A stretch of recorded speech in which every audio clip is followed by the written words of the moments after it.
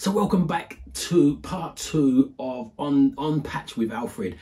As I said in the previous video, if you've not watched that already, make sure you go back and watch that. We'll put the link in and around this video somewhere or in the description. Make sure you watch that, but it was so jam-packed with value. We couldn't cut stuff out. It was too long for one video, and we had to then break it in. We decided to break it into, we didn't have to, but we decided to break it into 2 steps. I received a hell of a lot of value from this. I know you guys are going to receive a hell of a lot of value from this. So make sure you watch this through, because he's dropping tons of tips and practical advice for you to move forward in your property journeys. So if you've not done it already, make sure you hit the thumbs up and make sure you share this out to people. Right, so we just stood outside another project, and unfortunately we can't go in because they're spraying and none of us want to get paint on us, but we can still go through the numbers on this one. So Alfred, do you want to share? So this is earlier in the stage. So this was actually a probate sale. Probate, great place to buy properties from, but it takes ages, unpredictable how long it's going to take for a probate to complete. So I bought next door, and the brothers who inherited this property saw my builders, and that's how I acquired this. I got the opportunity to acquire it. So they're going to do a deal, I'll buy it off you. Went through probate. So we agreed 240 on, I think I actually offered higher on this, I think. I can't remember what came back. I think the value came back at 230. The value of the property, they proceeded to offer, or 235 maybe, yeah. I think it was 5k difference, so I paid 5k more.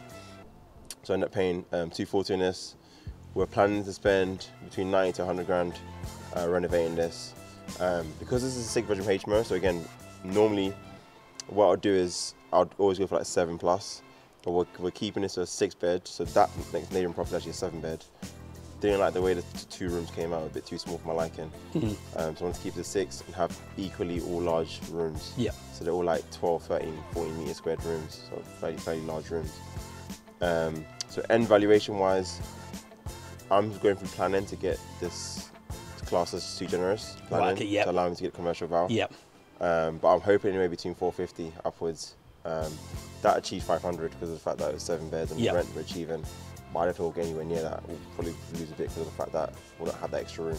Was you not tempted to then to stimulate that then, or? Nah, because I just feel like the rooms, I just want bigger rooms. I'm getting back to the mentality of being not just about making money today. So yeah, in the current market we rent, but I'm like the smaller rooms in the future won't be sustainable. More of a struggle, so probably really is later on, maybe 5 years on, like I knock the wall back out and make it into one big room, who knows. But want to keep them all equally large rooms, preferably to just, and then we could probably still make up the rents, because now that they're equal rooms and all big rooms, we can charge a bit more for the rents as well. So the plan is to just have this as a 6-bedroom HMO and then rent it out that way, and then just hopefully 450. Because normally as well, like I was saying before, I secure the end valuation, but because this is, we didn't have the planning at the time, because normally I would have the planning before, but I did this on a stage approach. So I bought the house under PD and converted 6 bedrooms. We went for planning to get the dormer, so we had the dormer approved. But then, so again, it's all a stage approach. So convert under 6 rooms under PD, separate application to get the dormer only approved, another separate application to now say we've got a 6-bedroom HMO, but can we have a 7-person in the loft, so a double occupant room basically. Which then gets 7 people, so 6-bedroom, 7 occupants, which is too generous planning and allows us to get commercial valuation on the building. So your stage, is just not to overwhelm the planners at one go, is that right? It's a tactical thing, because I've been in the planning game. Like I said, I haven't been refused to planning, so I just know what gets approved and how to get it approved. And sometimes when you go in, like, so imagine this, if I went, this is a conservation area as well, so there's that and the kind of worms as well. So imagine trying to get a house from a 3-bedroom dwelling to now a dormer conversion, 6-bedroom HMO, 7-person. They can very quickly use the term, you're over-intensifying the building. Versus if it's a 6-bedroom house, I'm not even changing anything. All I'm doing is asking for an additional person. So the main thing they're going to be checking for is amenities. Do you have enough to cover the additional person living in the house? And if the answer is yes, we give the planning. So we're going to get some B-roll pictures of this for anybody watching. So but what is the kind of layout of this? Have we got kitchens, en suites? So en suites in every single room. Some rooms have studio.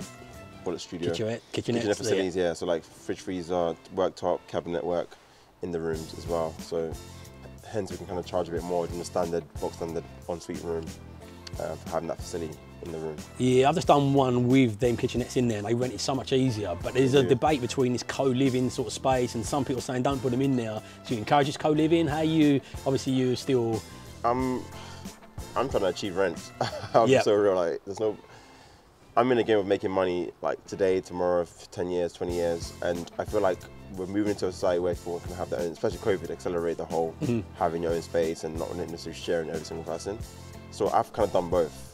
So unfortunately can't go inside, but even though they have the kitchenettes within the rooms, there's still facility to be able to have like a chill area in the, in the lounge area, in the kitchen area. So it still supports the number of people live in the house. If that was to remove for whatever reason, they can still use. So we're going to still have 2 ovens, 2 4-ring hobs, right? Yep. 2 sinks. So literally the sofa area, 52-inch TV on the wall. Like, so it's still a home area. If you don't want to be in your room, you can go and chill in the living room. Yeah. And chill there, whatever. So we're accommodating both angles. So tenants, if you want to chill in your room, you can chill in your room. If you want to chill in the living room, you can chill in the living room. Yeah. Yeah. Yeah, that's cool. And what's the time expectation from point of getting the keys to this is actually probably my slowest. I'm maybe a bit, I don't know, I've got high expectations, but I think we got this keys end of July, I want to say. So August, September, we're now in October. So I think a week 12, and we're probably 3 weeks out, I would say, from completing this. Spraying, yeah. So normally we'll try and get things done on this kind of project, 12 weeks, 12 to 14 weeks. But this should have been a 12-week project easily. But like I said, we're a bit slow with it on this one. There's a lot, builders got a lot going on as well, which I'm kind of okay with, not really a problem. So I haven't been too fussy and whatever. I'm happy with the timeline. End of this month. Obviously, I wish could have maybe I should have pushed to get things done, and I could have taken a better rate. Yeah, but it is what it is. Yeah, absolutely. I can still manage. HMOs have enough margin to weather the current high interest rates as well. Especially the large HMOs. The people I worry for a little bit is the people who've been sold the dream of the rent to rent and earning like £500 margins, £600 margins. Yeah, those ones. Yeah, I think they're going to feel that. Energy prices going up. Yeah, I don't know how they're sustaining that one. That's a tricky one. The thing I've thought about with that as well, I don't know how it's going to play out, but what about the landlords that own these properties that have been on an historical low rate? They've rented it to this person and they're coming to the end of their fixed terms. End of the fixed term, and then the minimum, the guaranteed rent being offered won't cover the mortgage potentially, and it's just a bit, I don't know, it's going to be an interesting time. Yeah, it is. Like I said, opportunities coming around. Yeah. Whoever's got income around them, access to capital is going to survive this storm. So yeah. So a couple of last bits before we kind of wrap up on this. A couple of things we're going to circle back to as well. You talked about network come up loads of times. When that's my network for this, network for that. Yeah. So what link do you put? Obviously you take I see the level of effort you put in with your social media presence. Yeah. First time I met you was at the network event. You had a videographer with you. So that for me that's a planned approach. So can you share your reasoning behind that planned approach and the link between that and the success and the speed of success? Yeah. So obviously document. So even like courses, I was taught to kind of document journey and just more of like a casual document. I've taken it to another level, I think, in terms of like having videographers follow me around to wherever I go, events, property tours, studio stuff, whatever, interviews. But I kind of saw the benefit of it. I think COVID really highlighted it. So prior to me kind of even buying property, I would always take pictures about, I'm on a course this weekend, I'm here, take a picture of this person, I'm here, learning this much. And over time, I kind of, even in the beginning, I started off with like, you see in my Instagram, even go on my Instagram, I used to walk behind the camera and walk around and do a tour with my phone in my hand. Then I got confidence, stood in front of the camera and the tour out with the phone, still with the phone. Then obviously, as and when kind of got to the end of the project and wanted more professional, hired a videographer. So that was the first time using a videographer, showcasing the end of one of my projects. And then that's when after that, it's like, okay, this is the new norm now. Let's just make this a habit now. And it just allowed me to be able to, build credibility through the videos, showing my journey. So people are, discovering me, whether it's through YouTube, Instagram, whatever, and kind of getting to know me. So a lot of people kind of know me, but not know me. Obviously, like just through the videos, the Instagram lives, and just being out there, putting myself out there, showing the good and bad as well. Not just like the rosy stuff is all glossified. So that's helped one, from investment point of view as well, because when investors want to know about me or don't even know who I am initially, I can just quickly pick up one of my videos and showcase that. They're like, oh wow, amazing project, looks amazing, well done on you. And that kind of builds some sort of credibility and expertise. Actually, you've been able to deliver once on this. So for me, it's a win, absolute win to be able to document and just showcase your ability to the wider world. And that's the biggest thing, the wider world, because anybody in the world can see this video. Absolutely. So it's powerful. The world is shrinking, isn't it? With the internet, with video, with the way we're going into online space, it's just shrinking and shrinking all the time, I believe. Yeah. And, so what next for you now? What you're talking about? There's some big stuff. Obviously, you guys will see when it comes out. But I think there's obviously I've never been one big to kind of create a big portfolio of HMOs. The plan was always to kind of get to a certain point and then look to do bigger things. I'm more into business, if I'm honest. Property is more of like a foundation thing, like kind of security. So like if I go into the business world, it doesn't work out, whatever, I can fall back on this. Because business is good today, it might not be good tomorrow. So it's having that set foundation, which for me, that's property. I'll still do property, but I think just what property would look like to me in the future will be bigger assets, landmark areas. But yeah, there's a lot more to come for sure. I'm still in the game. I've got 2 projects going on.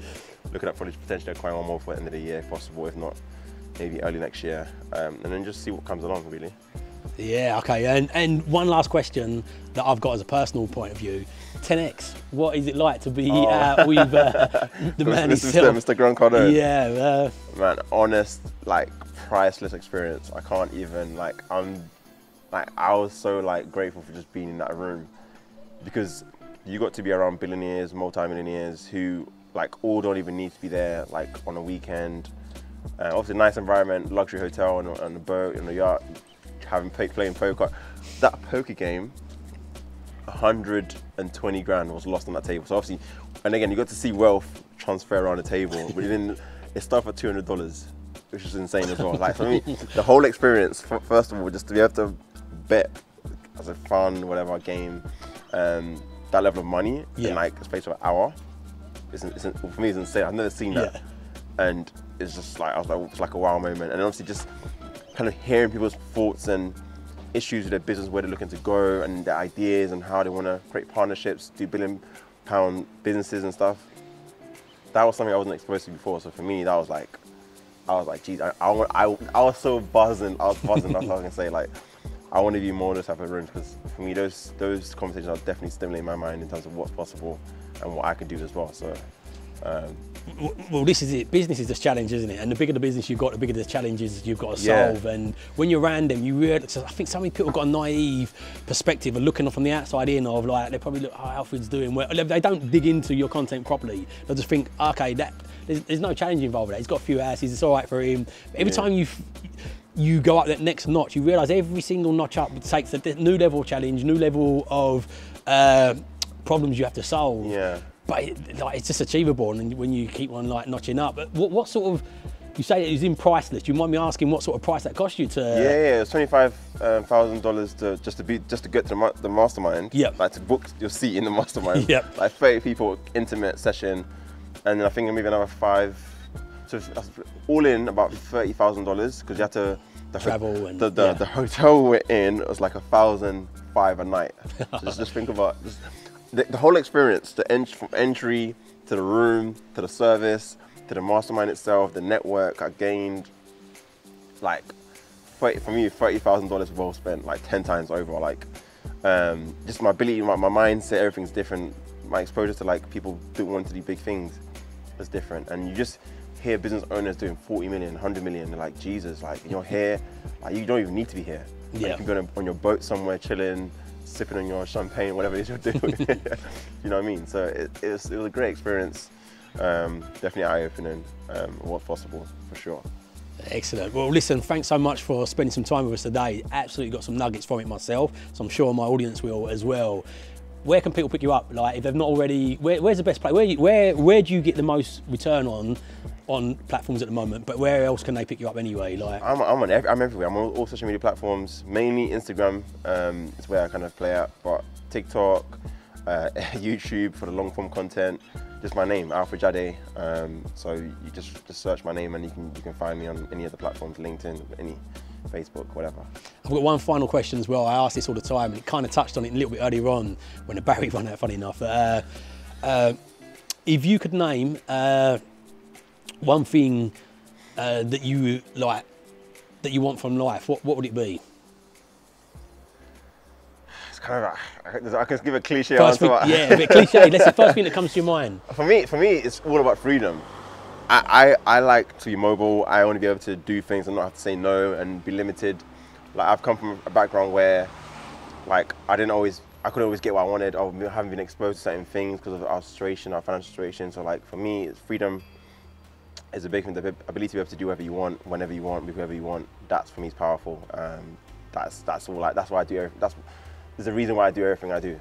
Yeah. So for me, this freedom definitely is the one thing I would say. The reason I asked that as well is, it's funny enough, because you was touching on this a little bit earlier on. I've got a theory in life that I call figuring out happy. And you saying this, you're never happy all the time. It's about getting that equilibrium back. So sometimes you're going to be sad, sometimes you're going to be happy, sometimes you're going to be challenged, not so challenged. Yeah. And it's getting that equilibrium. I think happiness is a lifelong quest to just try and find that equilibrium of fulfillment along the way. And anytime when anybody really digs deep down into it, I studied happiness online as well and just looked at all the different meanings. So freedom, fulfillment, all these different things. So when I say to people, when you really figure it out, it all comes back down to getting that fulfillment and that equilibrium of it. But the biggest form of suffering is an unrealistic expectation of happiness. True. Where people expect this thing perfect and to be perfect, achieve, and therefore they're unhappy for that reason. Yeah. But that for me is that figuring out happy. Look, what made you happy last week won't make you next week. I've got a new daughter in the house. She's 9 months old, so sleep's been a premium. So what makes me happy now is just a straight 7 hours sleep. Which was completely different a little while ago. So it's constantly evolving, you know, and you've got to constantly evolve with that. And without that evolution and that fulfillment, no matter how much money you've got, it's not going to guarantee money. But like you said, you'd rather be sad sitting in a Ferrari. Yeah, honestly, I'll say that boldly. Like, I've seen all types of wealth, pure poverty, like nothing to your name, don't even know where food's coming from, to like the ultra rich. I'm like, I like the ultra rich. Yeah, do you know what I mean? Like, why would I not? Yeah. And it's good, man. I think people need to kind of just see wealth as a good thing, it's security. Yeah, absolutely. As I said, don't guarantee happiness, but poverty does guarantee poorness. I think everybody's got a moral obligation to themselves and their families to at least get away from poverty, you know. So this has been amazing. I've really enjoyed this. Thanks for your time today, mate. No worries, man. It's been good, for sure. Brilliant. So, yeah, listen, guys, you know where to connect with him. He's a 10X man. He's an award winner. So go connect with him on his social medias. You might want to invest in some of his projects. He's out there. He's walking the walk. So thanks for today, and everybody tune into his stuff. Appreciate it. Thank you.